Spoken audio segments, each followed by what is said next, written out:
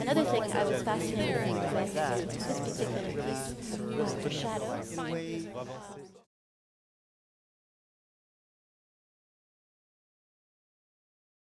Could you talk a little bit about commissioning this work from Gustavo Ramirez Sansano and maybe how it also fit into a larger project you were working on? Sure. Well, first of all, Gustavo is a wonderful voice in international dance and, of course, was the former director of Luna Negra Dance in Chicago for a number of years.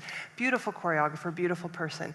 I also had the idea, second to the fact that I wanted to work with Gustavo and have him work with the company, was to do an evening inspired by The Rite of Spring. A work of both a score of music and also a score of dance that still today influences and inspires so many artists. I mean, it's remarkable how long and how much influence that work has had.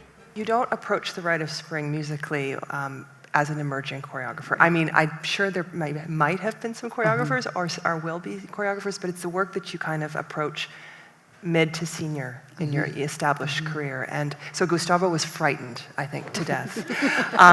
But as you see from tonight, he really, I think, found something very unique in his own voice. He'd never really played with such a description of a narrative of a relationship. He had played a lot with, you could see his movement voice, as you know, in other pieces. But what he established in this work is something very central, very intimate, but still very rooted in the choreography. So the thing that's so striking about seeing it after seeing the Forsythe piece is that a completely different process for these dancers learning the Forsythe piece. You guys, this is the first year you've been doing that work. It was made in '98. So can you talk about, and Forsythe I think of as a real pioneer in getting ballet dancers to start to take some ownership over participating in the creative process. So they don't get to do that in this work because it's a repertory piece. Could you talk about that? Well, there's one man, he was in the kind of the green, I'm sure you'll know him. He was actually doing a whole score that was improvisational in Work Within Work, the first piece. But yes, the rest of the work has a more recognizable score. But the one thing about Bill's work is that you cannot approach his work as if you know what it's going to be. I don't think you can approach dance at all. I mean, a lot of we talk in the company that don't try to reproduce what you just did. Don't try to control the moment. But within Bill's score, especially Work Within Work, there is a classical root. But the moment that you think that there's some kind of codification or right or wrong, you're absolutely missing the point of his work, which is to find the liberty and to witness the possibility within something reconstructing itself when you're in it. So he gives you this score, and then you're meant to kind of push the boundaries and execute what is essentially impossible. He creates impossible scores to create new possibility. And if you don't approach it with a certain courage and abandonment and confidence, and you have to have the technique, otherwise it comes back on you, you cannot actually find the value of what he is actually creating with. His work is absolutely dependent on that, and that's why it's so vulnerable when you're not actually aware of what you're doing, if you're not aware of doing that. Right. So a thing that is so striking also to think about the journey that the dancers take over the course of the evening is, I'm thinking particularly of the women who are on point and really thinking about line and verticality and the connection to the ground and out, and then throw that out and start to really move through space in the second act. And could you talk a little bit about how you are coaching the women to sort of find both of those, because they are extremes. It's like vertical and horizontal. It is, but the vertical plane, especially in Bill's, the world kind of keeps turning on you. So we always say, you can't go off until you're on, or you can't go off. You have to be on to go off. And so even in the first work, it relates to the second work. What we spend a lot of time doing is finding out where everything kind of intersects.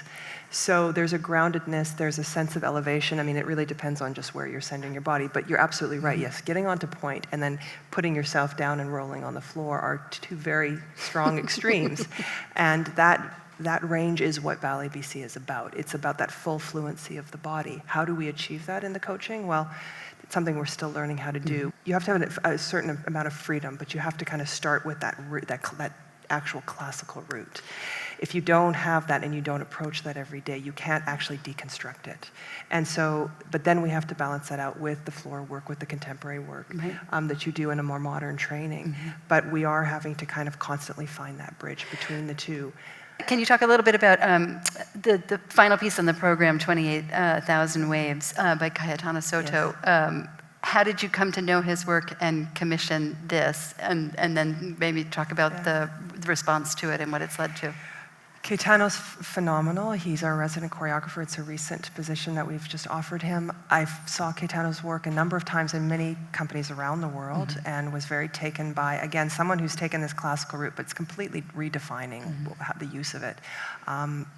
And he has these coordinations where you just think he's absolutely taken this blank canvas and completely created these beautiful sculptures that are moving in space and with such definition and expression. I wanted him to make a work. He was very much at a point in his life of transition, and the 28,000 waves comes from this idea that an oil rig is hit 28,000 times a day by water, rushed. And for him, it was this kind of rushing of transition, of life changing, of new beginnings. And so you see the whole piece kind of start in this kind of mysterious kind of aura, and then it kind of penetrates deeper, and then it starts to pass on in the third movement. And that's what he was working with, but he does it in a very intense choreographic score. And so it was physically... It's physically intense for, some of that for me as a viewer even. I feel like I can, that it has a kind of... it's on purpose. And he keeps moving, everything keeps kind of surging in and out with this idea of this kind of action or metaphor of water and of things kind of like pushing forward and pushing through space. And so the idea of two of the lights at the end coming on you, it's very purposeful. It's not, oh, here's a really interesting lighting effect, let's put that on the audience. I mean, this is a very deliberate choice. It probably drives some people crazy. That's on purpose. To enhance, today we talk about this a lot with choreographers.